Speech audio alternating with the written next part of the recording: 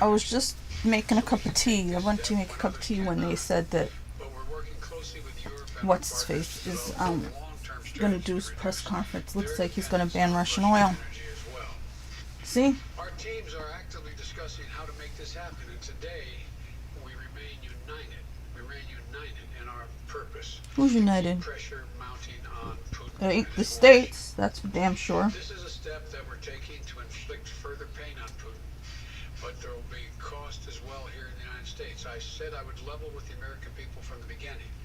And when I mean, whose president does he think he is? It's going to cost us as well in the United States. Republicans and Democrats understand that. Republicans and Democrats alike have been clear that we must do this. Over the last week, I spoke with President Zelensky. I took a photo of the gas thing yesterday. Put it on Instagram, which I think is the devil, but hey, it's the world we live in, right? Thus far, we've provided more than $1 billion in security assistance to Ukraine. Shipments of defensive weapons are arriving in Ukraine every day from the United States, and we, the United States, are the ones coordinating the delivery of our allies and partners of similar weapons from Germany to Finland. Allies, enemies. They throw around these words like it's nothing. That Nikki Haley yesterday was talking about our enemies. Our enemies. Russia's never been our enemy. Until now, they're making an enemy out of them, but we were never official enemies with Russia. And with more on the way. Over the weekend, I sent Secretary Blinken to visit our border between Poland and Ukraine and to Moldova to see what the situation was firsthand and report back. General Milley, chairman of the Joint Chiefs of Staff of our Defense Department, was also in Europe, meeting with his counterparts and allies on NATO's eastern flank to reassure them, those countries bordering Russia, NATO countries, that we will keep our NATO commitment, the sacred commitment article of Article 5. The Vice President Harris is going to be traveling to meet with our allies in Poland and Romania later this week as well. I've made it clear the United States will share in the responsibility of caring for the refugees so the costs do not fall entirely on the European countries bordering Ukraine. And yesterday I spoke with my counterparts in France, Germany, and the United Kingdom. I'll eat my fingers. Escalating violence against Ukraine and the steps that I'm thinking about how I had a boss from Moldova. Partners around the world to respond to this aggression. We are enforcing the most significant economic sanctions in history, and it's causing significant damage to Russia's economy. Yeah, Russian people. Russian economy to frankly crater. The Russian ruble is now down. They wanted to create. I mean, how can people say that? People have been so excited about the ruble being less than a penny. Why is that exciting to you? Why does anybody think that's a great thing to destroy the currency of another country? Because they're the bad guys. It's bullshit. This is bullshit.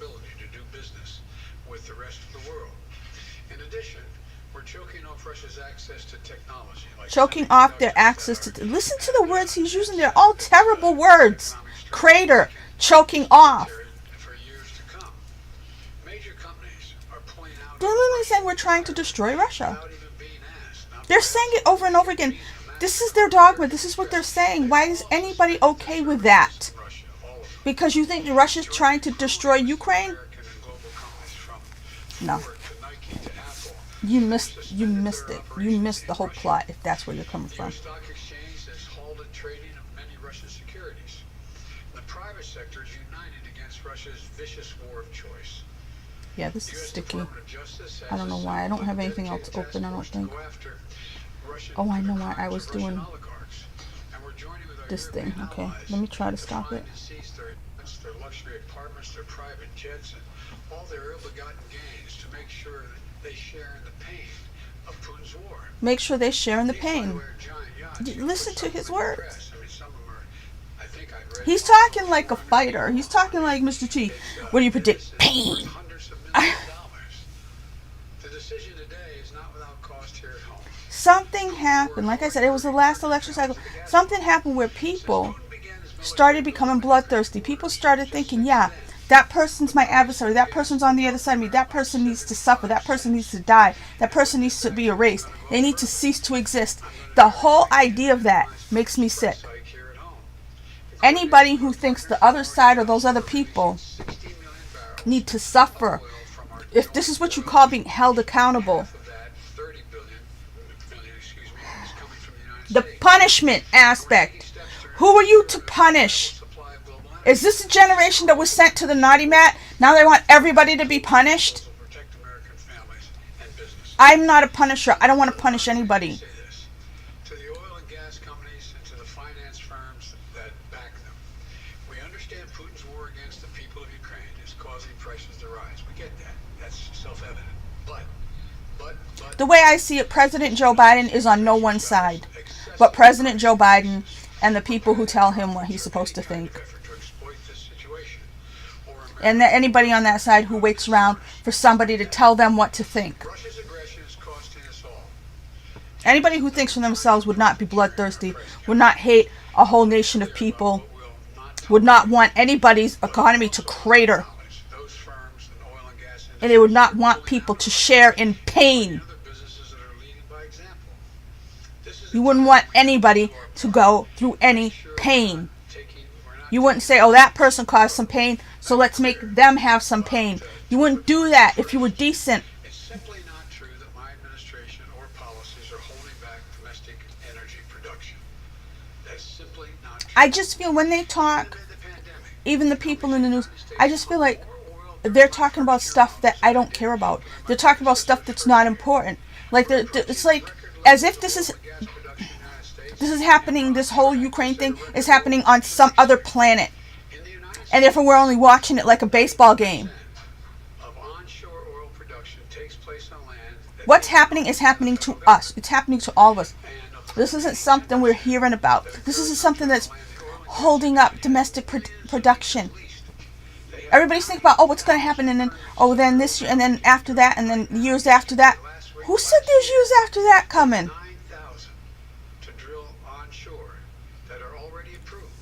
These people are talking with such an arrogance that they're going to win, that they're going to make it, that their side's doing fine. And what's going on? Well, that's some shit that's happening over there. This crisis is a stark reminder to It doesn't just affect the gas prices, but it does. But it's more important than that. There are a lot of good people who are focused on the Ukraine, and I understand them. They didn't get the whole picture. It's just not tenable. But there are a lot of people who, whatever they're supposed to be doing their own jobs, taking their kids to the grocery store, whatever. Who takes kids to the grocery store? Bad people. But they can't get the fact that there's a war going on out of their minds. But the people coming through the TV, like the president here, it's like it's, some faraway thing. That's not the world we live in anymore. Now, electric vehicles. Everything they're trying to push on people, electric vehicles, everything is about their agendas. They'll do whatever they want in this world. To push, now, in this case, it's going to be climate change shit. Okay, well, gas is going to cost too much, so everybody buy an electric car. They'll do anything to anybody to get their clean energy technology. That's disgusting. People in the Ukraine are dying because of this game. You're cratering the Russian economy because of this game. Because you want to impress, I don't know, Greta Thunberg? Putin's war has caused enormous suffering and needless loss of life. The war Putin was pushed into by the West, including you, is causing an amount of suffering that you seem to think is far away. And the only reason Americans would care is because of the gas tank. Yeah, there are some Americans whose heads are so far up their ass, that's all they care about. I get that. But you know what? Worst president I've ever freaking heard of. Schools, hospitals, apartment buildings. Last week he attacked the largest nuclear power plant in Europe with an apparent disregard for the potential of triggering a nuclear meltdown. He has already turned 2 million Ukrainians into refugees. Russia may continue No, to he fund didn't turn them Isis into plans refugees. at a horrible price, but this A lot of will things show turned them into. A Ukraine lot of things happened. will never be a victory for Putin. Putin may be able to take a city, My tea's whistling and I'm but not he'll getting up never to be get it. able to hold the country. You fly off the And if stove. we do not respond to Putin's assault on global peace and stability today at the cost of freedom and to the American people, I feel sort of bad, but I also hate the people who just fall for this line. and I call on Congress, Whether you like him better than Putin or not, whether you think the USA is great or not, whatever. Ukrainian If you fall for bullshit being fed to you like that, not about to just let Putin take what he wants. such a narrative. They'll defend their freedom, their democracy, their lives. And we're going to keep providing security assistance, economic assistance, and humanitarian assistance. We're going to support them against tyranny, oppression, violent acts of subjugation. There are people sometimes on Twitter, And I think it's they'll maybe tweet surprising all the people great things that are going on are speaking since up for Biden's freedom been president, on the history of how this great the war. economy is and stuff like that, and I'm just like, Ukraine will have left Russia weaker how? and the rest of the world stronger. You can like him, May God bless all those heroes in but do you Ukraine. believe And the now I bullshit want to that you're just writing thank down? you very, very much. I know there's a lot of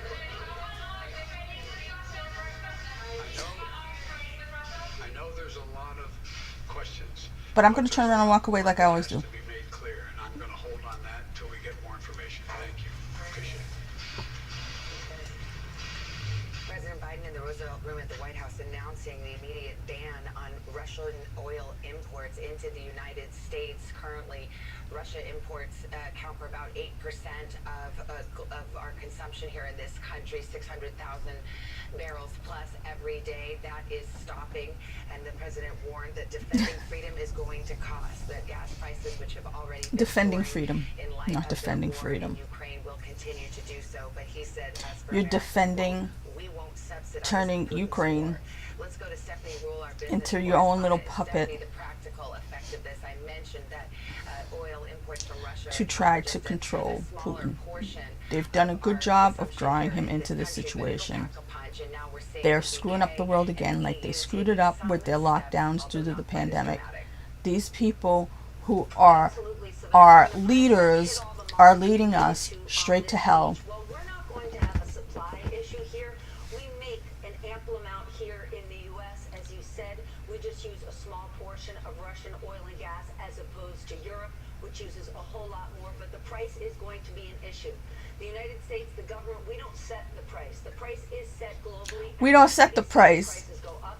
We don't expect that to Uh-huh. change. And the president said it. This is the current price of war.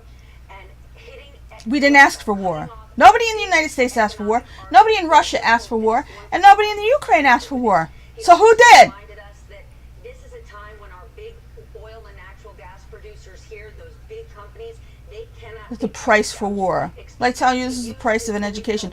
This is the price of a movie ticket. Nobody asked for this. Nobody wants to pay this price because nobody asked for it. And he reminded the American people this is going to be difficult. We are going to be paying more. But remember, we don't have our soldiers on the line costing their lives. And this is something we're going to be living with for the foreseeable future. For the foreseeable future. The American people, Savannah.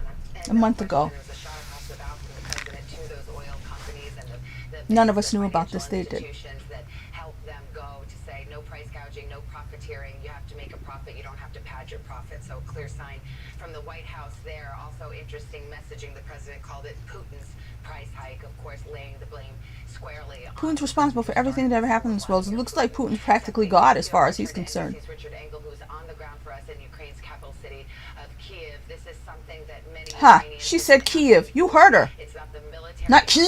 they are hoping for, but it is striking at the heart of Russia's economy. How do you think it'll go over there? Savannah's not stupid. Well, it's going over very well. I can tell you that because this move was anticipated and Ukrainian officials were already thanking the United States for taking this move, already saying that they fully endorse it. And So when Vladimir Putin completely teams up with China tomorrow, yeah, we're donezo. Freedom is donezo. Because you're going to make China. Everybody's going to be China's bitch. We could have teamed up, like when we had a glorious, beautiful president. We could have teamed up and been bros with Russia. It would have been extraordinary, and we could have been together a force for China to reckon with. But now, we're all going to be China's bitch. Just because people didn't like mean tweets. So they decided to vote for those who enjoy being China's bitch. You want to be treated like a Uyghur? That's what you voted for.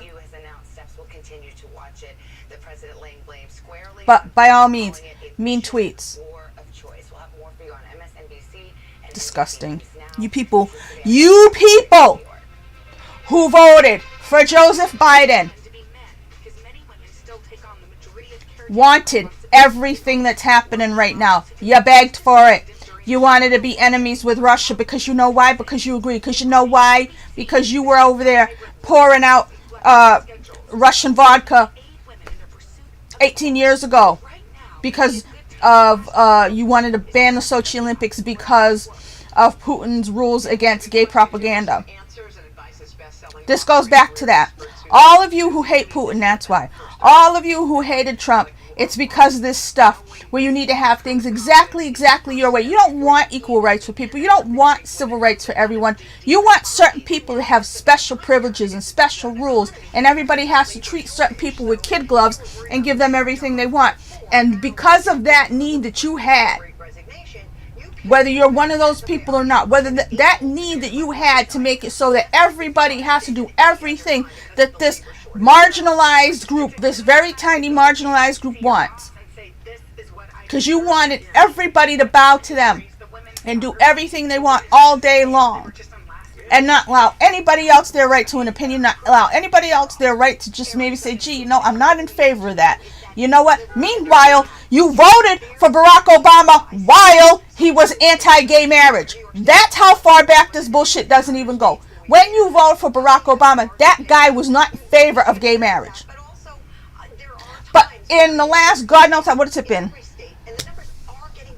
14 years or something, you have decided to take the world into a tailspin because of you need every single thing, every single concession from everybody, so the whole world is fucked up because of a bathroom bill, because Russia didn't want to have gay propaganda, is what they called it. It's the same group of people that are fighting for this. It's not even the people that they represent. It's the same group of people who keep insisting that we have to do all this shit. I know it sounds like I'm wrong. I'm not. It's that group. This is why you hated Putin. You didn't hate Putin before. You made the whole Trump thing about it all started, all the hatred and all the division and all the racists and homophobes. It all started with the bathroom bill. Because when he was running for president, he said, leave it the way it is. This is where all your hatred came from. You don't remember, you just know you hate him. He's a bad man. Mean tweets. So all that hatred has led down this path. Down this path now. On the doorstep of World War III. Crushing the Russian economy. Ukrainians got nowhere to go. And it all started because you hate Vladimir Putin. You don't remember why. But you know you hate him and he's your enemy. And you think he oppresses people the way they do in China. Well, like I said, tomorrow Russia and China are going to team up, and then we're going to be on the outs. We're going to end up being the ones that are isolated. They're going to roll right over us. You stupid idiots. But please, by all means, let me know what your pronouns are. Questions for you. We're going to take a break. We'll come back right after this.